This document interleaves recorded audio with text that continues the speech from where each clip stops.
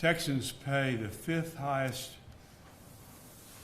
property taxes in the nation, and simultaneously we're 44th in the state support for public education, and neither ranking is acceptable.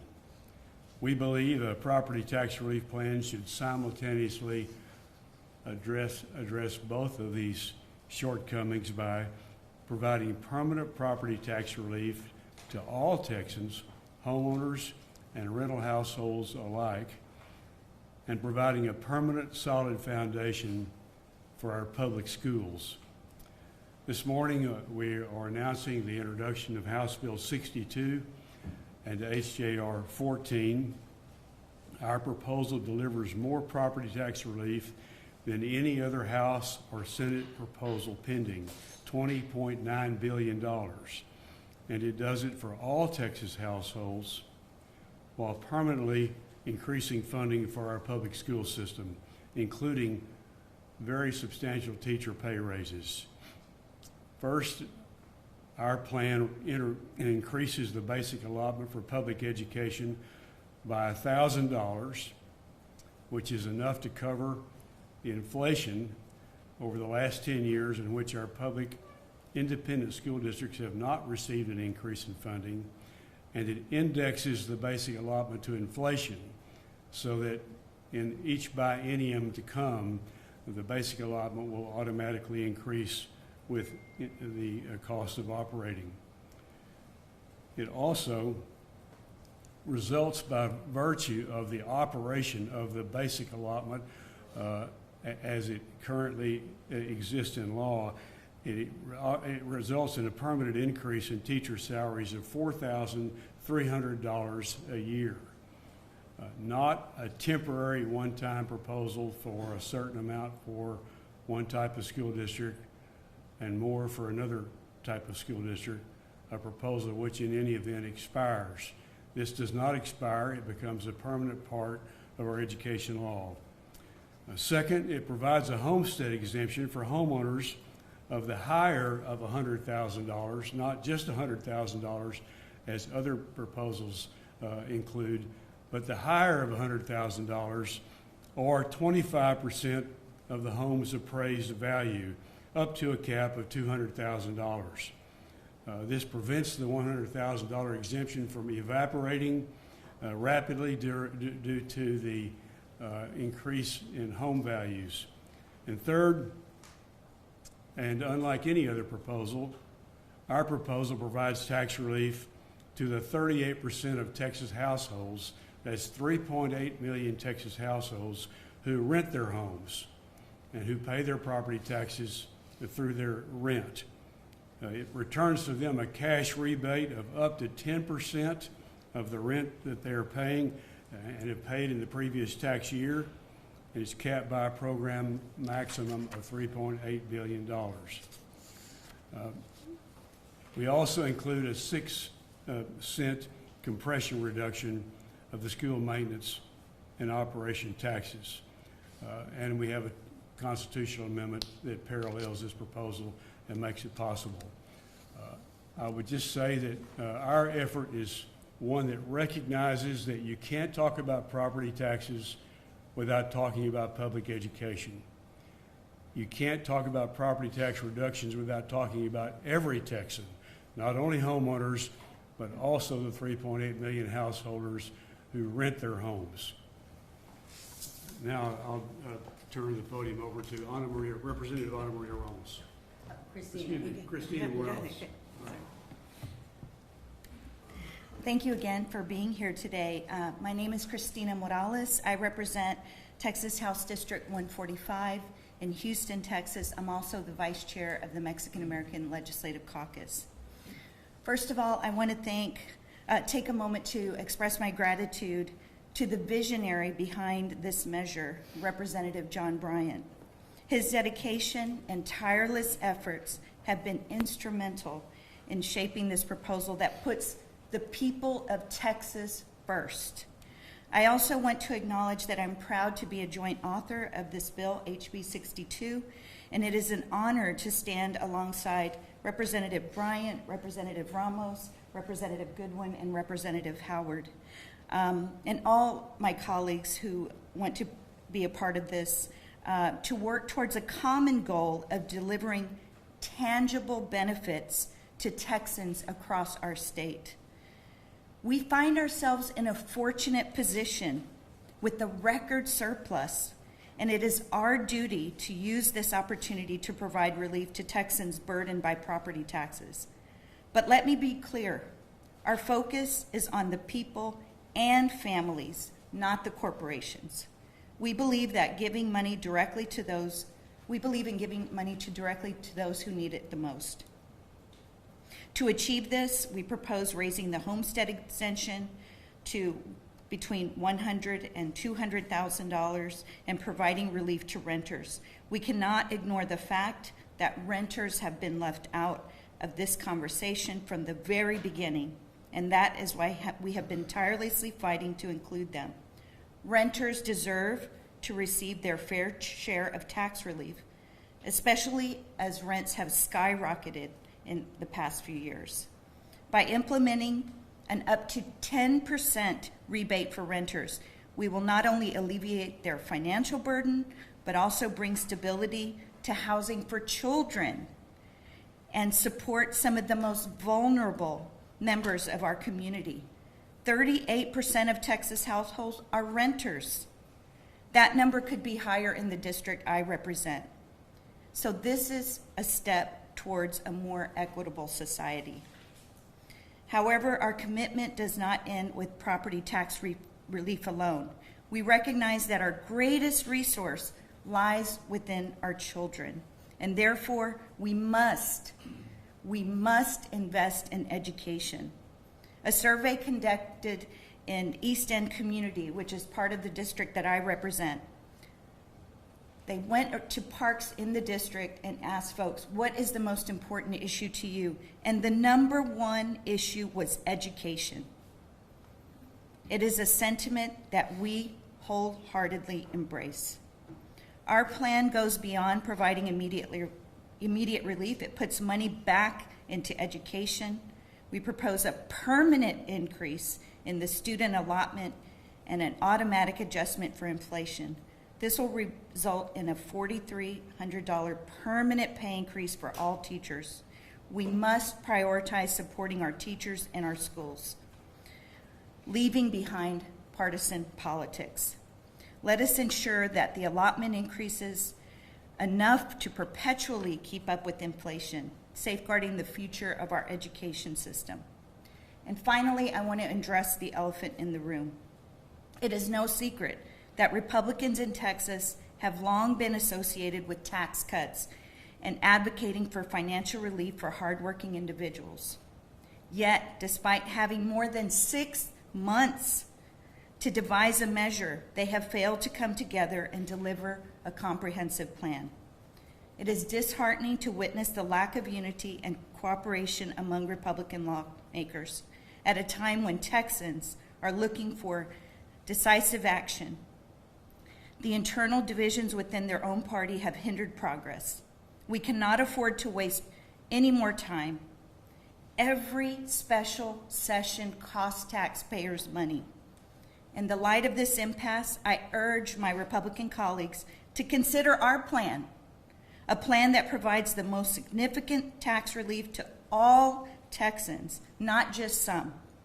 We have diligently crafted a proposal that takes into account the needs and aspirations of our fellow citizens. It is a plan that prioritizes fairness, equity, and the well-being of all individuals, regardless of their socioeconomic background. We must set aside partisan differences and work towards a common goal, relieving the burden of property tax for hardworking Texans.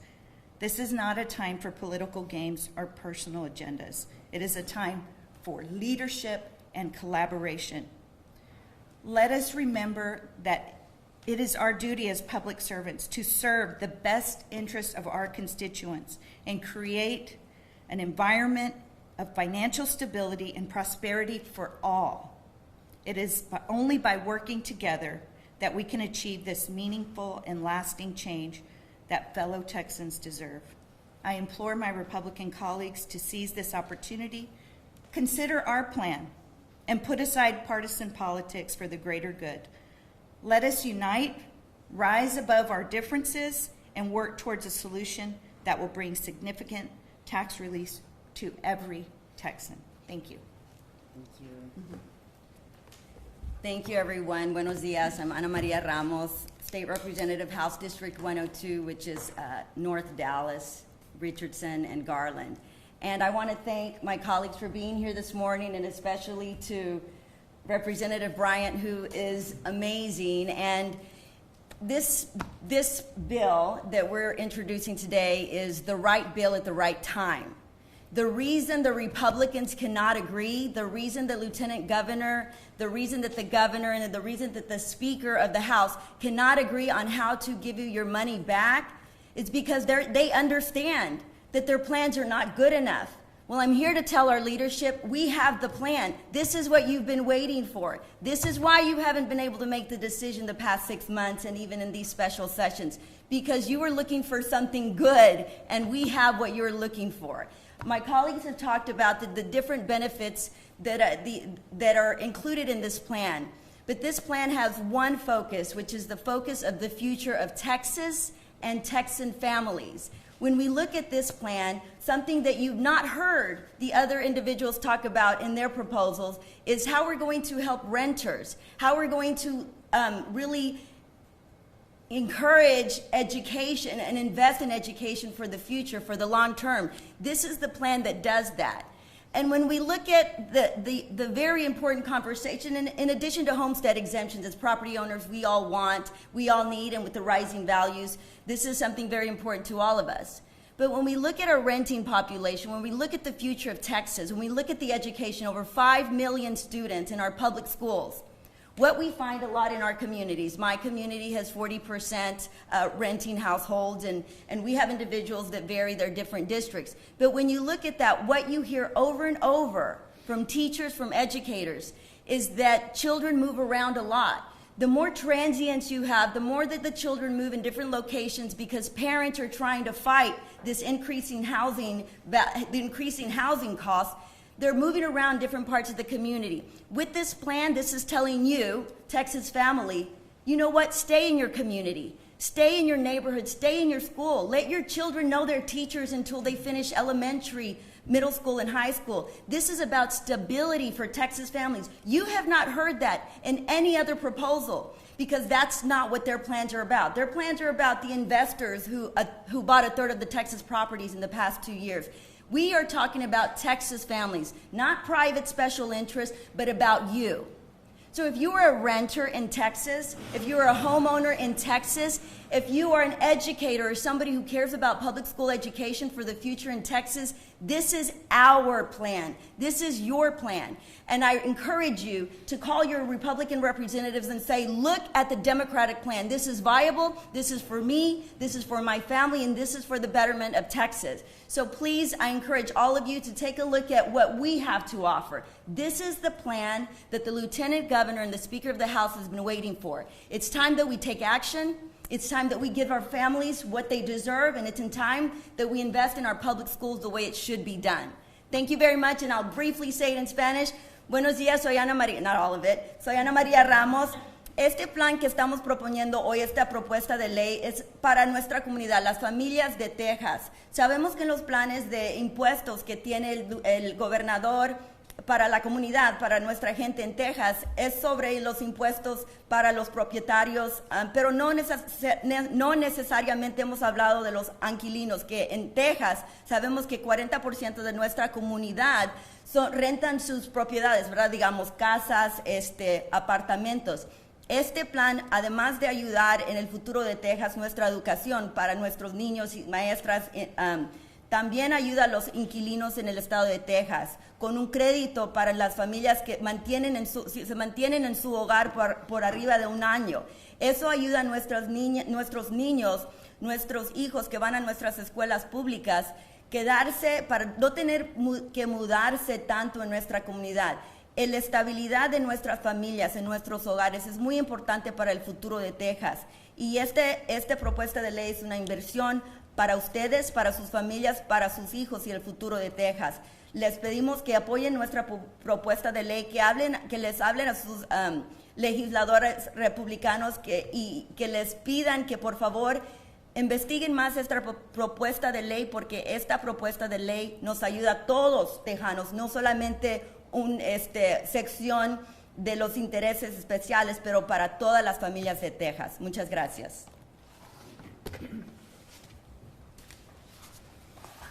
Good morning. I'm Vicki Goodwin from House District 47 here in Austin. I certainly have the same passion as Representative Ramos, and I certainly thank Representative Bryant for bringing forth House Bill 62. And I stand with my colleagues today to reiterate the critical importance of property tax relief and the necessity of that relief extending beyond homeowners to include the renters in our state. Let us consider the reality for renters here in Texas, a reality that is proving increasingly harsh due to mounting housing costs. According to Texas A&M, the 4 largest metropolitan statistical areas in our state, Houston, Austin, Dallas-Fort Worth, and San Antonio, have witnessed alarming rent increases, with increments of 9.5% for Houston, almost 20% for Austin, 14% in DFW, and 12% in San Antonio. The strain on the pockets of our renters is escalating at an unsustainable rate. In Austin alone, we have seen year-to-year increases, ranking this city as the 25th most expensive rental market in the nation as of February 2023. Now, consider the working class citizens and communities of color who bear the brunt of these spiraling costs. It's a sobering reality that 79% of our extremely low-income rental households are severely cost-burdened, spending more than half their income on housing. While property tax adjustments may alleviate some burdens for homeowners, they offer no direct relief to our renters. Yet these renters are subject to the same economic pressures, grappling with escalating rents without a safety net of tax relief. The proposals we are discussing today seek to address these disparities in a tangible and meaningful way. It not only increases the basic allotment for public education, which is extremely important, but also stipulates that this increase would result in a raise for our teachers. Teachers are the cornerstone of our education system, shaping the minds of the next generation. By investing in their salaries, we are expressing a commitment to the value of education, reducing turnover rates, and it will continue to attract high-quality teachers. The proposal extends tax relief to the 38% of Texas households who rent. While other bills are overlooking renters, the legislation will recognize their role in our economy and their right to tax relief. We are at a pivotal moment in our state's history. We can choose to address the burden of escalating rents and provide meaningful relief to our renters, or we can choose to continue down the path that exacerbates inequality and hardship. It's time to ensure that tax relief and housing affordability are realities for all Texans.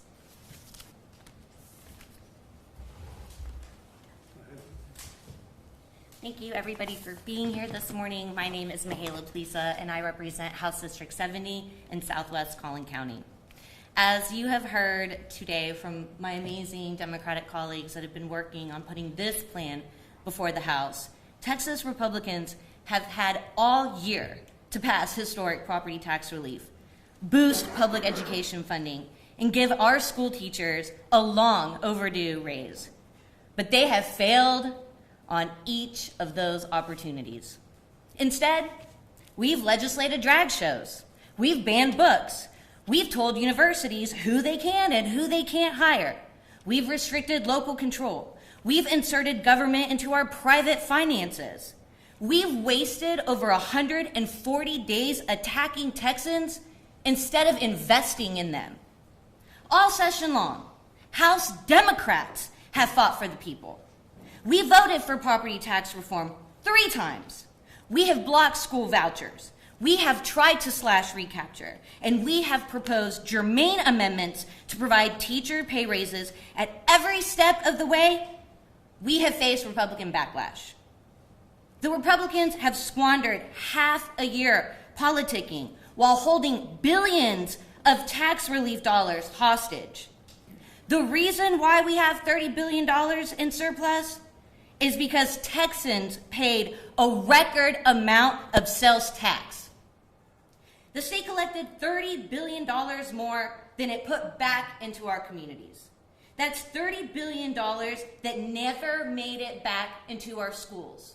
Plano schools, Richardson schools, Austin schools, Houston schools, Dallas schools, Texas schools. $30 billion that did not go towards small businesses across the state. $30 billion that didn't go back into East Texas to make sure that our rural hospitals stay open. We are leaving billions of dollars on the table at a time when Texans are being crushed by skyrocketing rents, utilities, gas, groceries, you name it, it costs more today. Our public schools are doing God's work, stretching the few resources they have to meet the rising costs, while the state has failed to increase the basic allotment. We don't benefit as a state when school districts are limited in their ability to invest resources in technology, in teachers, in students. It hurts us when our students don't have the tools and preparations for the jobs of tomorrow. We must raise the basic allotment and set up our schools for success. It is part of the Texas miracle. The tax relief plan that we are sharing with you today not only increases the basic allotment, but it also indexes the allotment to inflation to keep up with the changing costs of our times. It's going to keep our schools funded and cut down on property taxes, not just now, but for generations. The tax relief plan we have before you today is the largest relief package we've seen all year. We need a surge in public education funding with more state dollars, which allow us to provide the largest homestead exemption for you, at least $100,000.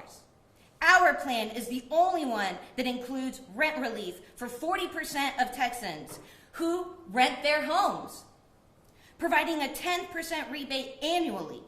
Even more, this plan includes a 6-cent compression of the M&O tax to shift the burden from property taxpayers while safeguarding essential school operations. The Senate wanted to increase the homestead exemption. We have that in our bill. The governor wanted compression. We have that in our bill. We also have teacher pay raises, a 10% cash rebate for those who rent, and the largest property tax relief plan introduced this year.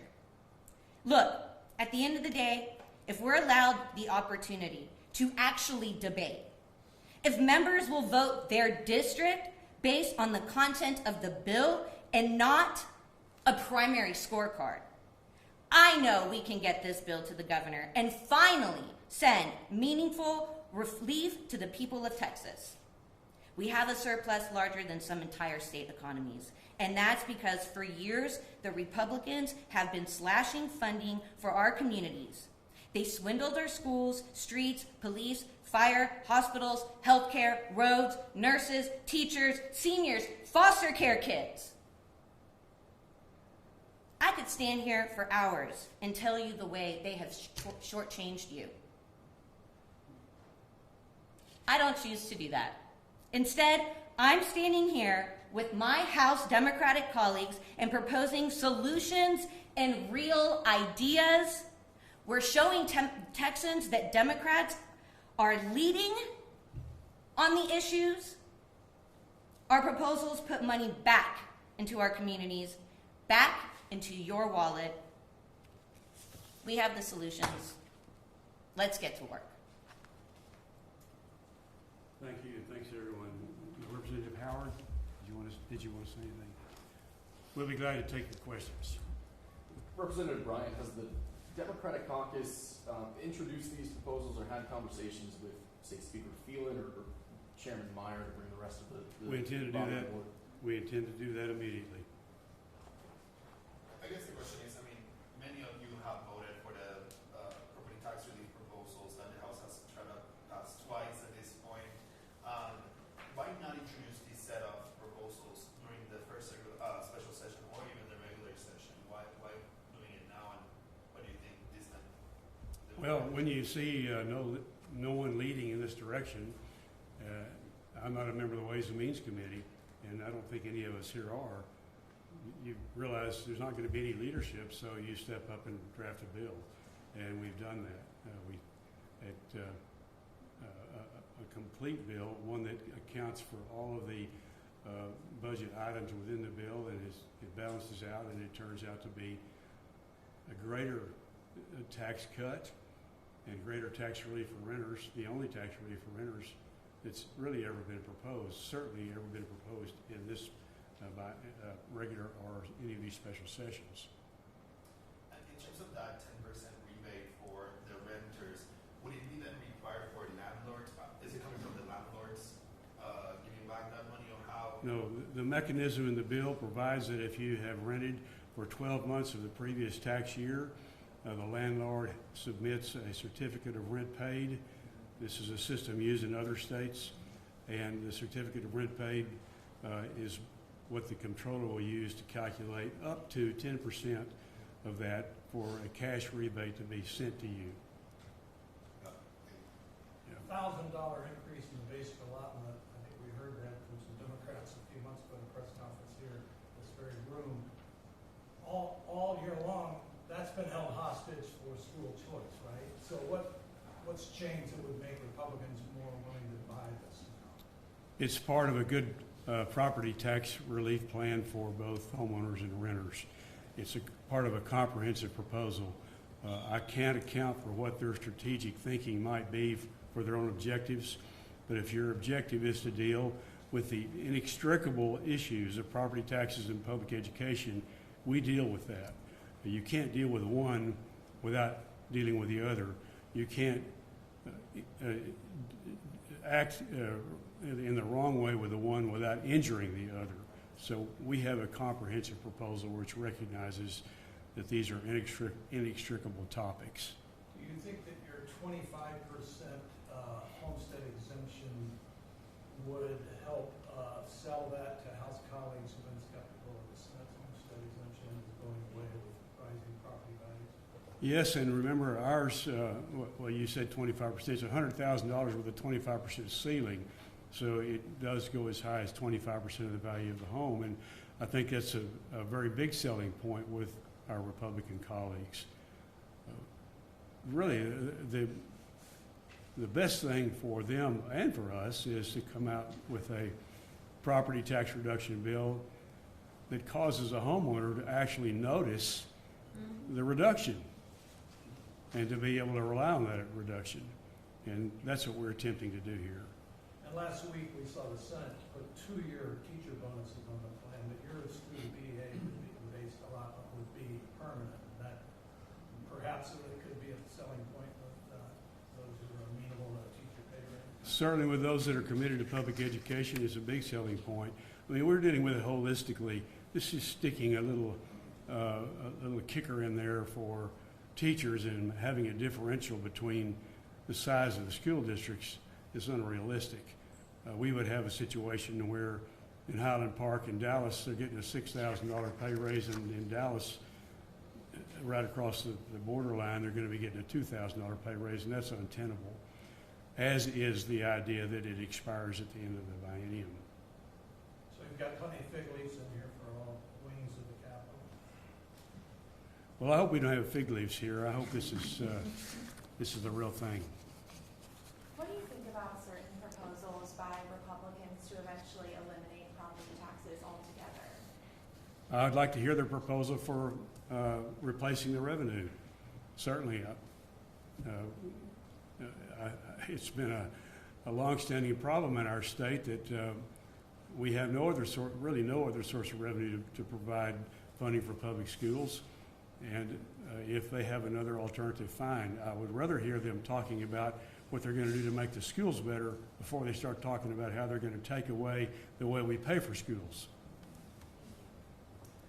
Would it be your intent to gather the House Democratic Caucus to block a bill, let's say, House Republican leadership brings a plan that is some mix of the homestead exemption and the compression plans already on the table? Would Democrats have the votes to force some of these proposals in? Well, it certainly will offer this bill or parts of this bill as it comes forward as amendments, and urge Republicans to join with us in adopting amendments which effectuate the same policies which we've been speaking about this morning. One last thing, Governor Abbott would argue that all compression does renters more than, say, a homestead exemption would. He's made that argument before. What do you make of that? Well, it would not help renters in the least. It would provide no help for renters.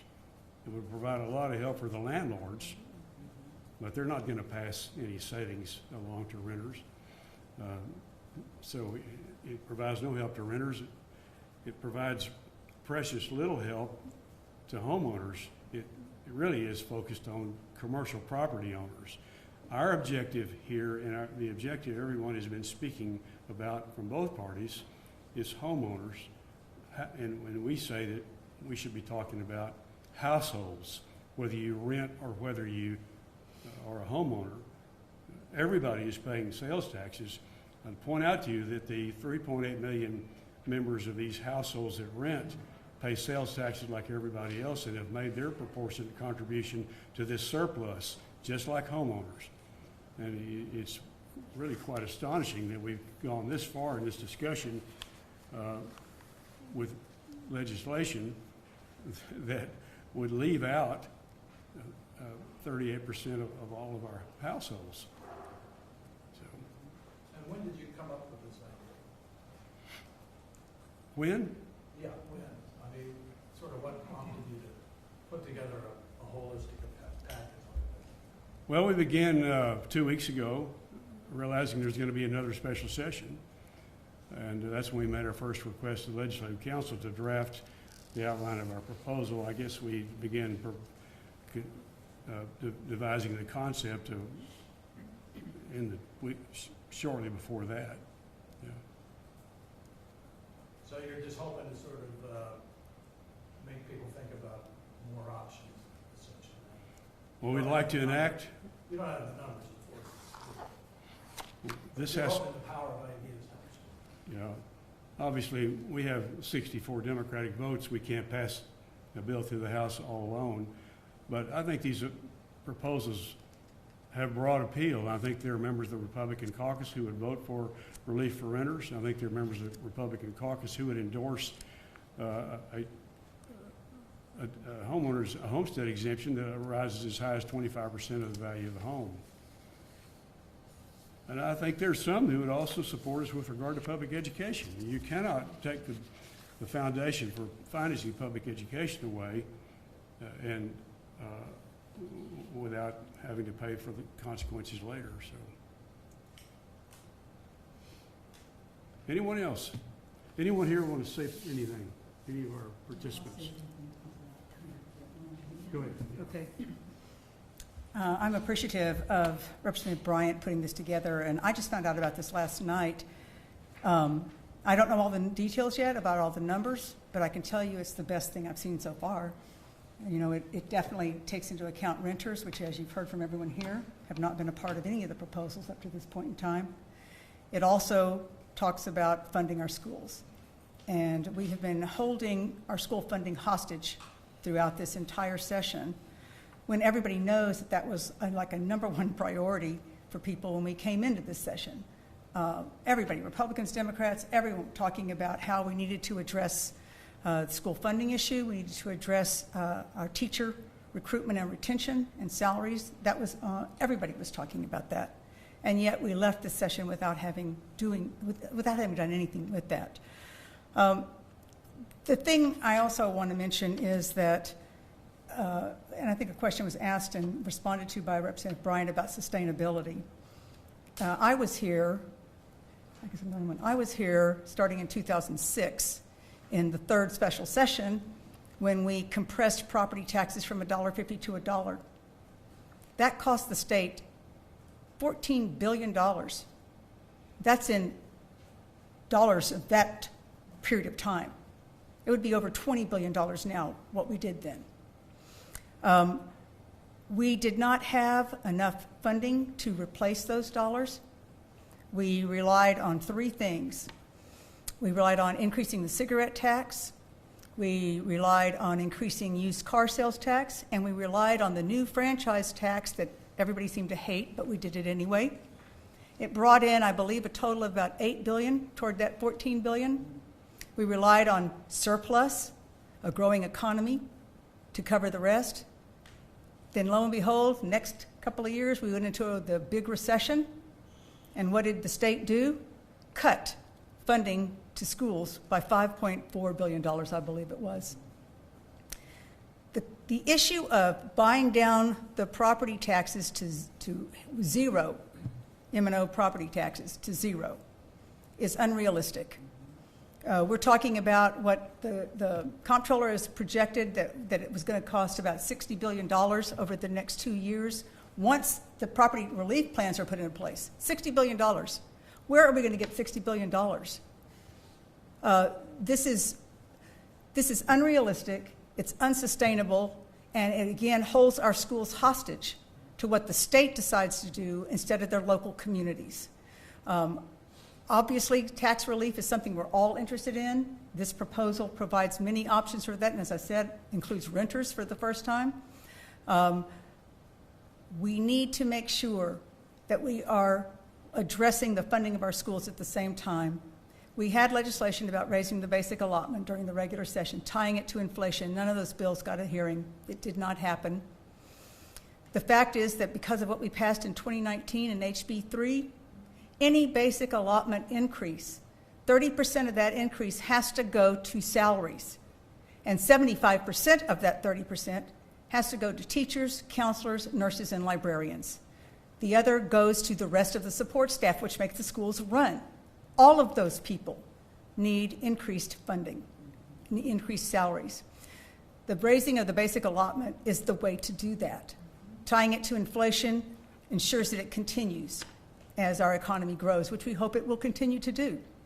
But as the comptroller has said multiple times, this has been a once-in-a-lifetime opportunity. We cannot count on this kind of a surplus year after year. And if we are going to try to reduce property taxes down to zero, we have to find some other revenue stream to fund our schools. That is just not sustainable. So, again, I don't have all the details yet on this plan, but I will suggest that it's the best thing I've seen so far. I hope that it's going to be something that will be taken into consideration by the leadership as they're looking at what is the best kind of package to put together. I think this has just about something for everybody in it, and so I'm here today to support Representative Bryant in his efforts to do this, and I hope that we can have some more discussion, and we should have had more discussion during session, more deliberation in the first place, and then maybe we could have done this and gotten out of here with something at the end of session. Thank you. Thank you. I don't think you identified yourself. That's Representative Donna Howard of Austin, a veteran member of the Appropriations Committee. Are there any further questions? If not, thank you all very much for coming this morning.